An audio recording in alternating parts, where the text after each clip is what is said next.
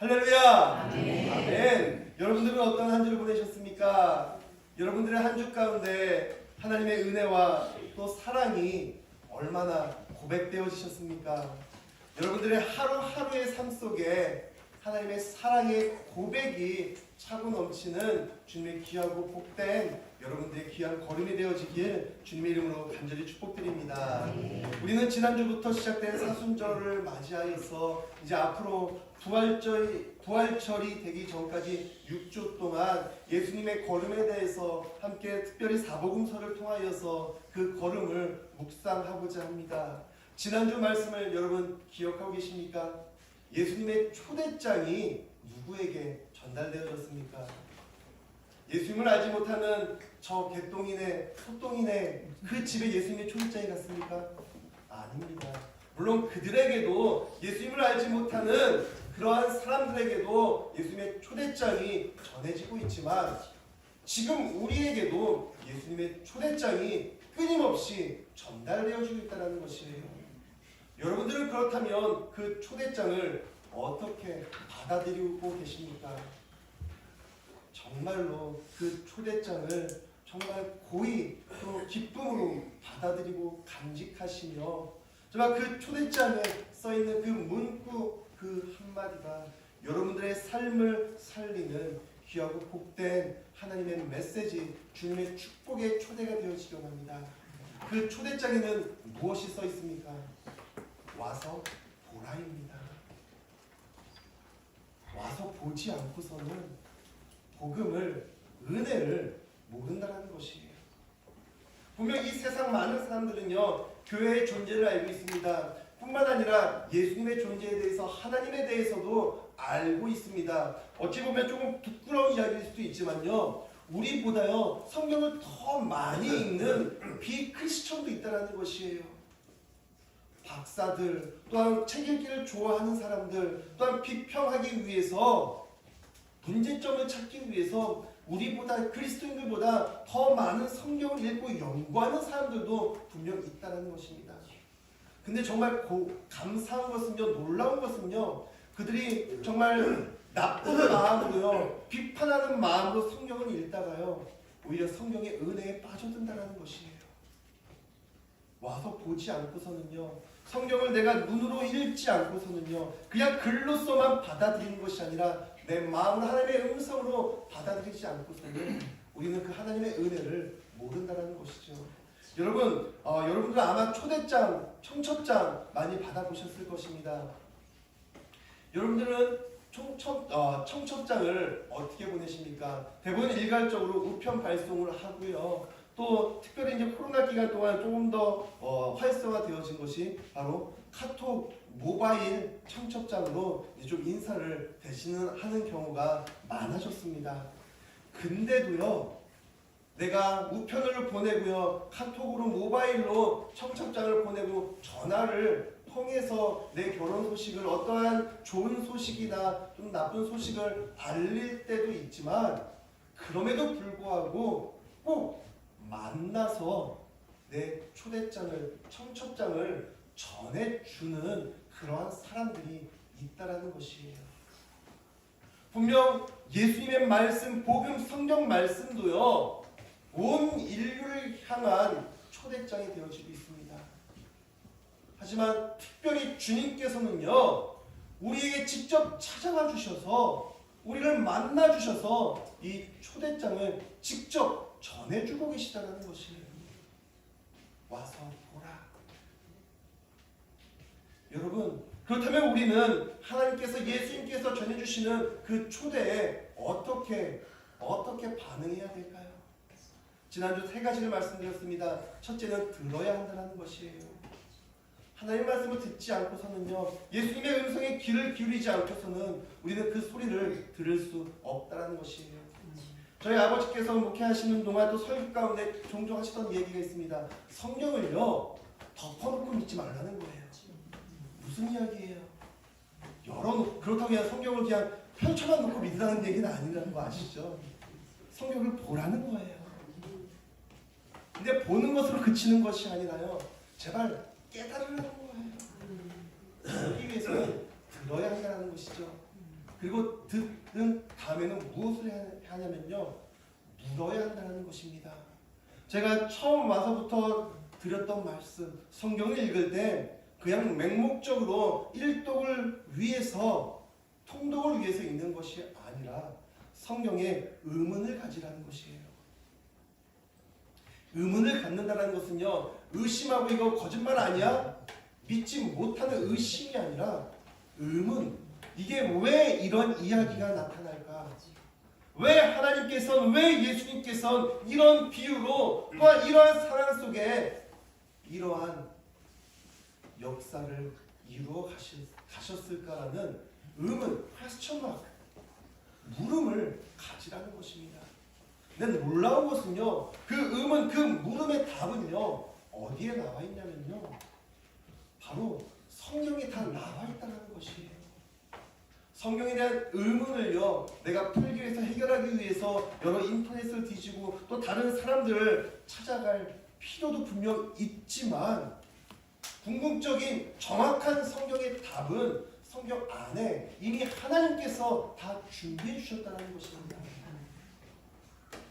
우리가 성경을 읽지 않냐고, 믿지 않냐고 계속해서 밖으로만 돌려고 하니까요, 계속해서 인터넷이나 또 어떠한 사람들, 어떠한 성경 공부들을 통하여서 답을 얻으려고 하니까요, 이단들이 이러한 약점을 노리고 활성하며 이러한 부분들을 치고 들어오며 포섭하고 있다는 것이에요. 그들과 이야기할 때 보면요, 그들은요, 성경을 굉장히 많이 잘 아는 듯합니다. 근데 그들은 훈련받았다고요. 이러한 상에서는 몇 장 몇 절을 피면 이것이 답이 되고요. 그리고 또 그것을 때 의문, 질문을 가져왔을 때는 또 성경을 펴서 요 구절만을 딱 이야기하면 그들이 할 말이 없어진다 라는 그런 훈련을 받는다고요. 그러니까 언뜻 듣고 보기에는요, 그들이 그 종교가요, 종교라고 이야기할 수 있나요? 어쨌든 그 사람들이요, 굉장히 성경에 대해서 많이 알고 똑똑하고, 그것이 그 종교가 그 이단, 다른 사람들은 이단이라고 이야기하지만 내가 궁금해했던 그 부분들에 대해서 교회에서는 목사님이, 장로님이 해결해 주지 못했던, 시원하게 답변해 주지 못했던 그 답을 거기서는 해결해 주네. 저쪽이 진짜인가 보다 라고 착각에 빠지게 된다는 것이에요. 근데 여러분, 성경은 그냥 부분 내가 필요한 부분만 골라 읽는 것이 아니라 성경은 전체로 봐야 한다는 것입니다. 여러분, 식당에 보면은 가끔가다 이제 교회 다니는 또 성도님들이 운영하시는 식당에는 이러한 그 성경 구절이 적혀 있는 거, 걸려 있는 거 보신 적이 많으실 것입니다. 시작은 미약하였을 때 그 끝은 창대하리라. 네, 벌써 웃으시는 분들 계십니다. 그냥 보기에는 굉장히 좋은 문구예요. 처음 식당을 시작할 때 그래, 좀 연약하고 좀 시작은, 출발은 미약하지만 조금 보잘것없지만 그 끝은, 우리의 끝은 창대해질 거야. 하지만 정말로 그 욥의 이야기를 아시는 분들은요, 식겁하실 거예요. 성경은요, 한 구절만, 한 부분만 알아서는 안 된다는 것이죠. 여러분, 성경을 제발 덮어놓고 믿지 마시고요, 열어놓고 펼쳐놓고 나의 시선으로, 나의 마음으로, 나의 삶으로 읽어내시길 바랍니다. 그렇게 하나님은 누구이신가? 의심이 아닙니다. 묻고 물으면서 내 영적 갈급함을 물을 때 하나님께서는, 예수님께서는 그 물음에 응답해 주신다는 것이에요. 하나님의 말씀으로요. 예수님도요, 이따가도 말씀드리겠지만 마가복음 4장에 보면요, 예수님은 광야에서 사단에게 시험 당하십니다. 그때 예수님께서 사탄의 시험 가운데 무엇으로 그 사탄의 시험을 이겨내셨습니까? 광야에서 40일을 금식하셨습니다. 그만큼 내공이 쌓이셨을까요? 그래서 그 어떤 공격이 들어와도 나는 다 무찌를 수 있어 라는 자신감이, 그런 지식이 풍성해지셨을까요? 물론 그것이 아니다라고 이야기할 수는 없지만, 예수님께서 사탄과 싸우셨을 때, 그 시험을 이겨내셨을 때는 하나님의 말씀의 인용, 바로 신명기서를 끊임없이 말씀으로 응하셨다는 것입니다. 예수님께서도 하나님의 말씀으로 사탄의 유혹에서 그 시험에서 승리하셨다는 것이죠. 예수님도 하나님의 말씀을 묵상하시고 하나님의 말씀을 공부하시는데 우리는요, 나는요. 여러분, 하나님 말씀에 묻고 하나님 말씀에 답을 얻으시길 바랍니다. 그렇게 하나님께서 예수님께서 나에게 응답하셨을 때 우리는 마지막 세 번째 거해야 한다는 것이에요. 말씀 안에 하나님의 성전 안에 예배 안에 믿음 안에 거하는 그러한 삶이 되어주시길 주님의 이름으로 간절히 축복드립니다. 자, 그렇다면 오늘 이제 두 번째 시간 예수님의 걸음 속에 예수님은 제자들을 부르신다는 것이에요. 오늘 본문 말씀을 보시면요, 어떠한 이야기가 나옵니까? 제자들을 부르십니다. 배에서 죄송합니다. 아까 제가 마가복음이라고 했나요? 누가복음? 네. 제자들을 예수님께서 배에 올라타셔서 뭐라고 이야기하십니까? 깊은 곳에 그물을 던져보라 라고 했을 때 많은 물고기를 잡습니다. 딱 이 이야기를 들으면 떠오르는 장면, 숫자가 있으십니까? 네. 저는 그냥 예수님, 베드로, 물고기, 지금 오늘 본문 말씀이에요. 근데 딱 요거 생각하면 1호선 153마리의 물고기가 떠오릅니다. 근데 이 153마리의 물고기는요, 오늘 본문 말씀과는 상관이 없는 말씀이에요. 뭐냐면요, 그렇다고 서로 다른 이야기 틀렸다라고 하는 것이 아니라 153마리의 물고기 사건은요, 이제 예수님이 십자가에 돌아가신 다음에 다시 부활하신 후에 다시 제자들에게 찾아오셨을 때 이제 마지막 그 순간의 이야기고요. 오늘의 본문은요, 예수님이 이제 처음 제자들을 부르시는 그 사건의 이야기라는 것입니다. 분명 서로 다른 이야기지만 어느 정도 비슷한 공통점이 있다는 것이죠. 자, 오늘 본문 말씀 이전에 이제 마가복음을 중심으로 예수님의 행적에 대해서 잠깐 살펴보도록 하겠습니다. 또 마가복음이라고 했네요. 누가복음. 네, 누가복음 5장 1절에 해주시겠죠. 네. 누가복음 펴놓고서도 제가 너무 누가복음 4장에 그냥 예수님이 시험 받으신 이야기가 나옵니다. 좀 전에도 말씀드렸지만 예수님께서 하나님의 말씀으로 그 시험을 이기시고 승리하신 이후에 이제 여러 회당에서 가르치셨다는 것, 복음을 전하셨다는 것이에요. 그냥 오늘날 말씀드리면 설교하셨다는 것이에요. 예수님의 설교를 들은 많은 사람들이요, 변화되기 시작합니다. 그리고 관심을 갖기 시작합니다. 그리고 전하기 시작해요. 회당에 모였던 사람들뿐만 아니라 정말 많은 사람들이 몰려듭니다. 그리고 회당이 감당치 못하니까 이제 밖으로 나가시게 됩니다. 그러면서 예수님께서는요, 더러운 귀신 들린 사람을 고치기도 하시고요, 또한 온갖 병자들을 고치시며, 또한 그런 기적과 이적들 가운데, 눈에 보이는 증거 가운데 더 많은 사람들이 몰려들기 시작한다는 것이, 그러면서 오늘 본문으로 이어지고 있습니다.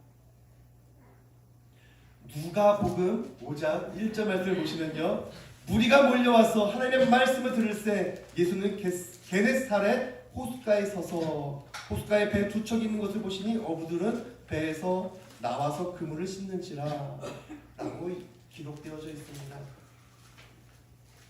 예수님께서는 그 수많은 무리들과 함께 걸어가시면서 또 말씀을 전하시다가 도저히 감당할 수가 없자 호숫가에 있는 배 두 척을 보십니다. 그리고 그 두 척의 배 중에 한 배에 올라타시고요, 호숫가에서 조금 떨어뜨리게 좀 뒤로 좀 가보라 라고 이야기를 하세요. 그건 왜 그랬냐면요, 자 여러분, 지금은 제가 시야에 다 보이지만 가까이 있을 때 저 끝까지 보일까요? 안 보일 거예요. 그러니까 좀 멀리 떨어지면 전체를 볼 수 있다는 것이에요.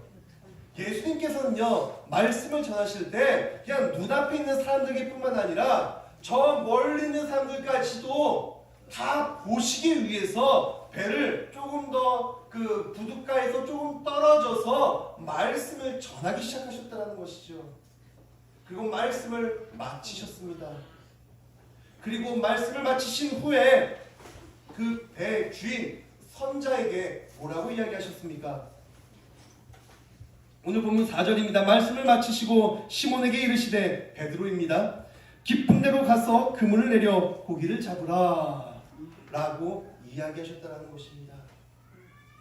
이 베드로도요, 예수님의 말씀을 들었을까요? 안 들었을까요? 그 누구보다 가장 가까운 곳에서 하나님 예수님의 말씀을 들었다는 것이에요. 예수님의 말씀은 어떠한 말씀이었습니까? 분명 예수님 이전에도요, 하나님의 말씀 구약 성경이 존재했습니다. 그리고 그 율법들을 통하여 하나님의 말씀을 통하여서 가르치는 일을, 예배를 드렸다는 것입니다. 근데 정말로 예수님은 그동안 드려졌던 예배, 그 폼을 갖고, 그 형식을 갖고, 그 율법을 기존에 그냥 편하게, 그냥 쉽게 이야기하면 기존의 성경 설교를 똑같이 하셨을까요? 아니라는 거죠. 율법에 의한 설교가 아닌 하나님 말씀으로 살아내시는 그 설교, 바로 복음을 전하셨다는 것입니다. 기존의 상식의 틀에서 벗어나셨다는 것이에요. 그 당시 사람들은요, 이것을 비상식적이다라고 생각했던 것 같습니다. 비논리다라고 이야기할 수도 있었습니다. 왜요? 그동안 내가 믿고 따랐던, 그동안 내가 들었고, 그동안 내가 가르쳤던 그 말씀과는요, 전혀 다른 이야기였다는 것이죠. 가끔 상상 정도는 할 수 있었던 이야기들, 죽은 자를 고치시고요, 병든 자를 고치시고요, 귀신 들린 자를 쫓아내시고요, 안진뱅이를 일으키시는 그 일들을 행하시고, 또 이 모든 것들이 하나님의 뜻임을 선포하셨다는 것입니다. 예수님께서는요, 그 당시 어떠한 말씀을 정확하게 전하셨는지는 알 수는 없지만 기존의 설교자들과는 다른 하나님의 말씀, 본질적인 하나님의 말씀을 전하셨다는 것에는 반대하는 사람들은 아마 안 계실 것입니다.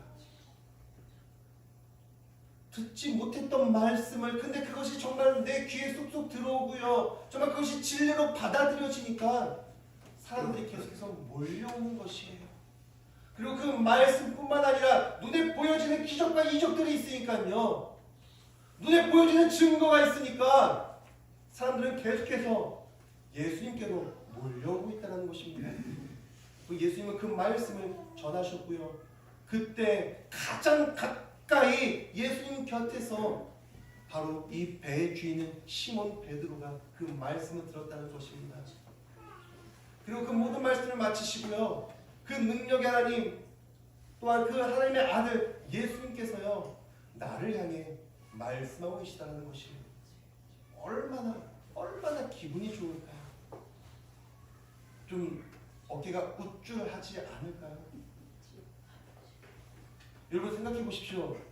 오늘 여기 누구를 초청해 볼까요? 그냥 차인표 씨? 네, 딱 맞다고 생각해 보십시오. 딱 간증을 하고 멋있게 은혜롭게 간증을 하시고 딱 돌아가는데요, 아, 우리 예린이 잘 지냈어? 라고 이야기해 보세요. 평소 안다라는 것이잖아요. 아, 차인표 별로 안 좋아하는구나. 정말 모든 사람들이 우러러보는 그 사람이요, 특별히 나를 꼭 집어서요 친한 척을 하고 있는 거예요. 평소의 친분을 드러내고 있는 거예요. 어떨까요? 좀 기분이 째질 것 같아요. 배들도 약간 그런 기분이 들지 않았을까요? 야, 니들은 나랑 니들은 달라. 내 배에 예수님이 타셨다니까. 설교를 마치시고 너희들 그냥 다 돌아가지만 난 지금 예수님과 같이 돛담배에서 돛대를 하고 있어. 같이 이야기를 하고 있어. 내가 이 정도야. 라는 그런 우쭐함이 있지 않았을까, 혼자만의 생각을 한번 해봅니다. 근데 예수님께서 뭐라고 이야기하십니까? 깊은 데로 가서 그물을 내려 고기를 잡으라. 이것은 예수님께서 아셨다는 것이에요. 무엇을요? 지금 그 상황을 알고 계셨다는 것이에요.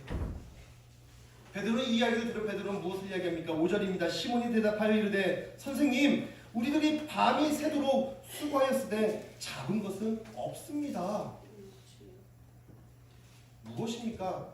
아니 선생님 말씀을 잘 들었습니다. 굉장한 설교가이십니다. 그동안 듣지 못했던 정말 은혜로운 말씀이었습니다. 근데 당신은 어부가 아니잖아요.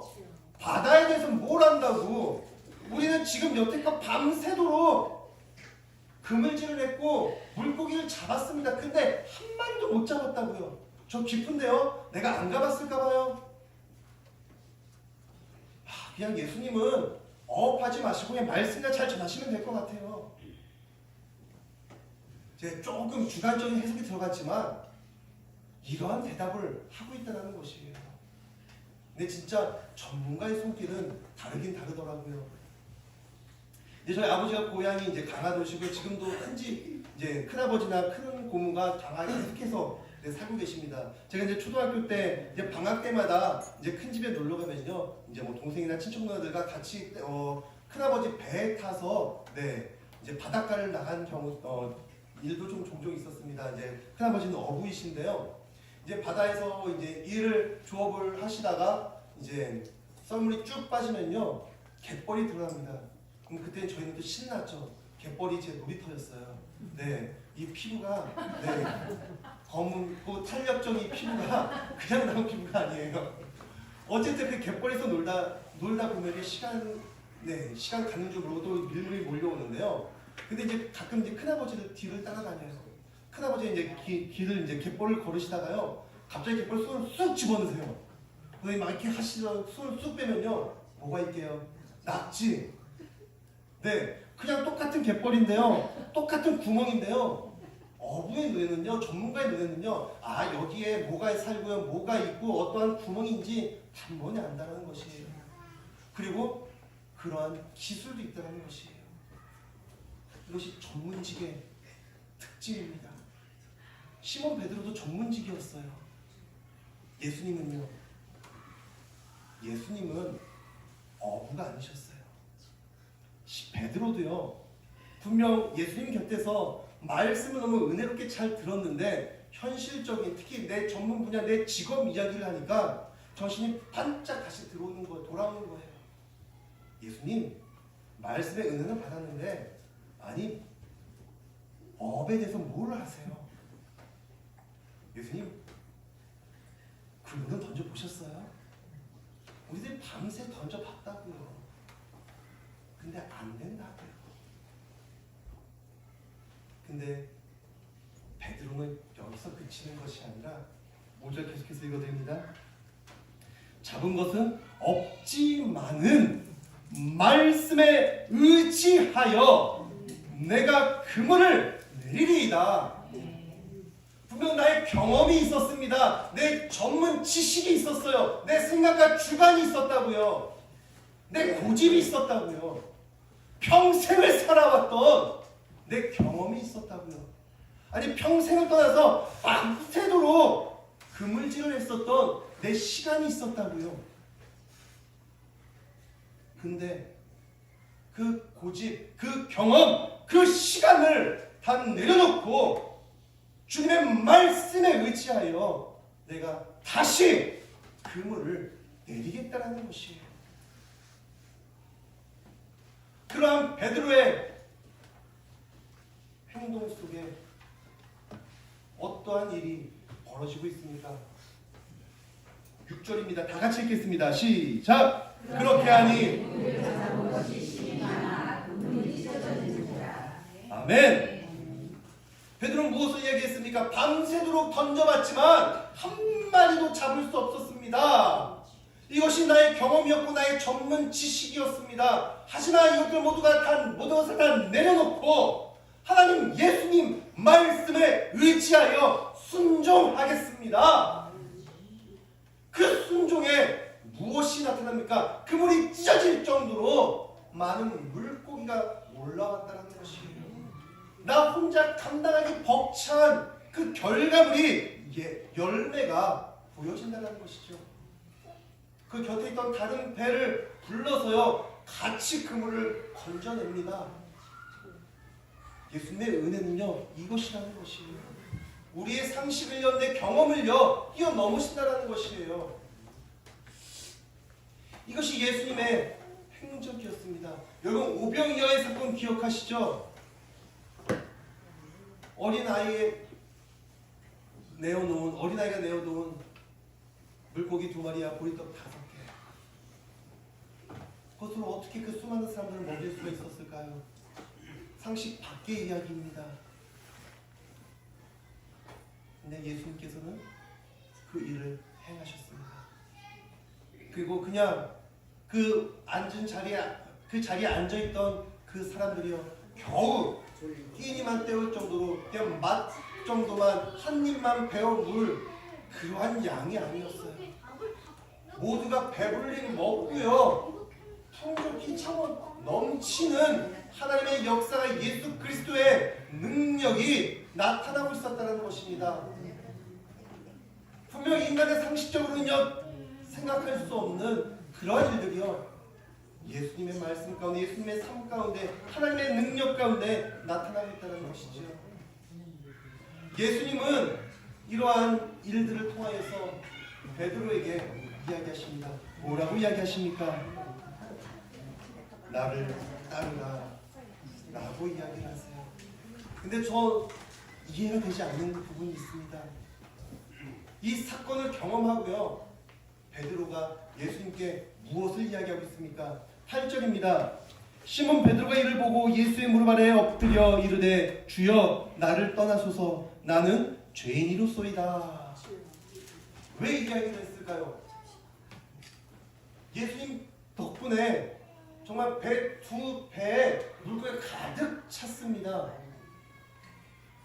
풍족해졌어요. 근데 그 일에 대해서 예수님 감사합니다, 예수님 땡큐, 내일도, 이것이 아니었어요. 예수님 나를 떠나세요, 나는 죄인입니다. 이 반응이 이해가 되십니까, 여러분? 여러분, 누군가 나에게 와서 1,000,000원을 딱 줍니다. 그럼 여러분 어떻게 하시겠습니까? 딱 받고 나를 떠나소서 이러시겠습니까? 왜 떠나요? 그 곁에 둬야죠. 근데 지금 베드로는요, 내가 그 축복을 누리면서요, 내가 죄인인 사실이 깨달아졌다는 것이에요. 왜 깨달아졌습니까? 바로 내가 그 누구보다 예수님 곁에서 예수님의 말씀을 듣고 은혜를 받았음에도 불구하고 정작 내 일상으로 돌아왔을 때 들었던 말씀이 다 잊혀지고요, 내 경험이, 내 지식이, 내가 살아왔던 시간이 다시 중요해졌다는 것이에요. 그것이 깨달아졌다는 것이죠. 말씀은 들었으나 또 잊어버린 내 죄가 깨달아졌다는 것이에요. 오늘 우리들은 어떻습니까? 정말 매주 빠지지 아니하고 예배에 참여를 합니다. 여러분들은 예배에 참관자이십니까? 아니면 예배자이십니까? 지난 오후에도 말씀드렸죠. 종교 생활을 하고 계십니까? 신앙 생활을 하고 계십니까? 예수님은 수천 년 전 제자들을 부르셨듯 오늘 우리를 다시 여전히 부르고 계십니다. 나를 따르라. 그 부르심 가운데는요, 내 생각과 내 경험, 내 상식, 그것이 중요하지 않다라는 것이에요. 예수님의 부르심 가운데 나는 무엇으로 반응하시겠습니까?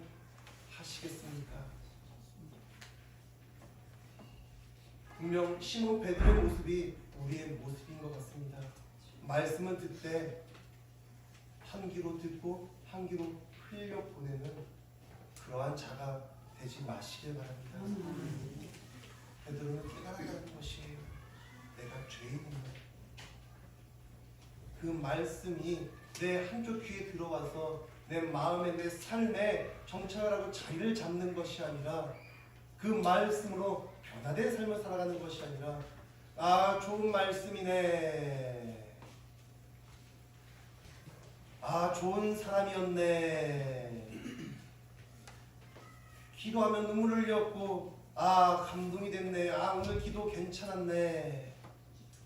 하고 흘려보내는 종교인이 돼서는 안 된다는 것이에요. 여러분, 주님의 말씀에 반응하시길 바랍니다. 반응하지 않으면요, 우리의 삶은 또 죄인의 삶으로, 또 세상의 삶으로 돌아간다는 것입니다. 주님께서 여러분들을, 나를 부르고 계십니다. 와서 오라, 나와 함께 가자. 다시 한번 주님의 음성에 귀를 기울이시며 다시 한번 결단하며 주님의 말씀으로 힘입어 변화된 삶으로 함께 걸어가시는 우리 예배 공동체 가산 감리교회가 되어지길 주님의 이름으로 간절히 축복드립니다.